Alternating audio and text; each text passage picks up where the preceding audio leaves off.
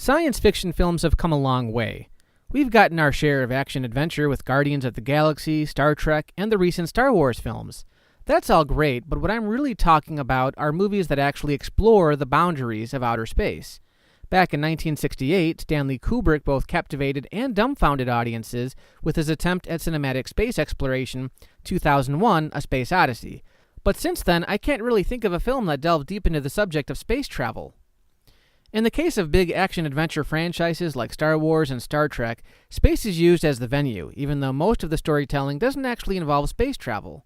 But between 2013 and 2015, there seemed to be this sudden spark of interest in the topic when every year we saw one major science fiction film being released that actually focused on the pitfalls and the promise of actually traversing the cosmos.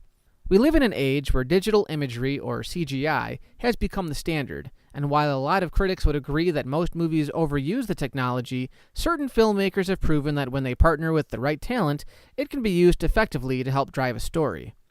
The movies I'm going to cover are very well known, with each one garnering a lot of Academy Award attention. There's not much I can say that hasn't already been said, but it's been a couple of years and I've been finding myself revisiting them. They're each fascinating in their own ways, but this intro has gone on long enough, so without further ado... Gravity came out on October 4th, 2013, and was directed by Alfonso Cuaron, who prior to Gravity also directed Harry Potter and the Prisoner of Azkaban. It stars Sandra Bullock, who plays Dr. Ryan Stone, a medical engineer on her first space mission, fresh off the space simulators as she attempts to troubleshoot medical equipment within Earth's orbit. She has enough experience with engineering, but as the movie lets on right off the bat, she's in over her head as an astronaut, and we see that in Bullock's performance. She's nervous and accident-prone, and with a view like this, who can blame her? Overseeing the mission is George Clooney's character, the charming Lieutenant Matt Kowalski. Like the actor himself, the character is full of personality. We're first introduced to him as he spacewalks around the shuttle, making jokes and reciting old bar stories with Houston. We find out that this is going to be his last mission, and his purpose here is to act as Stone's confidant, giving her his full support while trying to relieve the tension by telling his stories.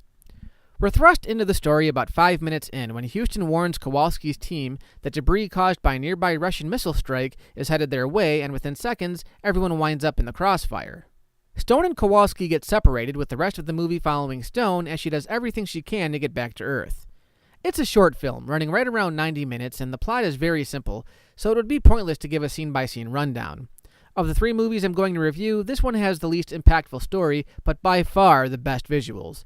The cinematography is spellbinding. I'm not 100% sure, but I believe the first 5 to 10 minutes are one continuous shot, and if I'm wrong, then that's some mighty impressive editing. It seems like a lot of films these days are trying to emulate that. The big one was 2014's Birdman, where the whole film literally feels like it's done in one giant take. My problem with that style of filmmaking is after a while, I subconsciously begin to realize the lack of cuts, and I start to focus more on that than the story. I was thankful that Gravity didn't do the whole movie that way. But I'm serious, nearly every shot is a masterpiece. You could pause the film at any time and hang the still on your wall. Seeing the actors framed against the light of the sun or their backs against our massive planet is awe-inspiring. This is one of those films that definitely would have benefited from seeing in IMAX. It does a great job of making you feel like you're right there with the characters. It offers a sense of serenity as well as nail-biting suspense. When the action picks up and the characters are hurled through space uncontrollably, sometimes we'll get POV shots where we actually feel like we're behind the space helmet. It kind of feels like someone attached a GoPro camera to a spacesuit, but it honestly doesn't feel overdone, and it's quite effective how it makes us feel like we're actually along for the ride. All of these movies have great music, and while Stephen Price's score didn't quite grab me the same way that the other two composers did, it still enhances that feeling of peaceful tranquility amongst the stars, as well as the intense dread of being helpless and alone. This is a science fiction film. I don't know what else to call it. However, the director has been quoted as saying that it's merely a drama of a woman in space. Fair enough, but like the other two films I'm planning on covering, it successfully captures the ingenuity of the human race, especially when we're just trying to survive. There are so many moments in this film where the protagonist has every reason to give up hope and then something pushes her to keep moving. Usually her motivation for doing so is purely emotional.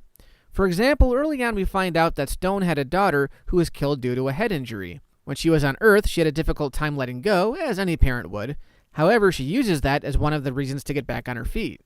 This is a minor spoiler, but there's a scene during the middle of the film that involves Clooney that I'm a little on the fence about. On the one hand, it's another emotional device to help propel Dr. Stone to keep moving forward as she tries to make her way to a Chinese space station. On the other hand, in a film that seems to capture the horrifying reality of outer space, it feels a little contrived. I won't say any more, and it doesn't ruin the film for me because it's a minor scene, and it also adds a little warmth and a little hope to an otherwise dire situation. Gravity is one of those films that makes me appreciate the genre outside of a widespread phenomenon like Star Wars. It doesn't hit us with complicated psychobabble, and you don't necessarily need to be an astronomy major to understand its concepts. It's a short and sweet movie where I found myself rooting for the protagonists the entire time, and it never forces a main villain on us. The only true antagonist here is the hostile environment, and it allows us to sit back and enjoy the ride.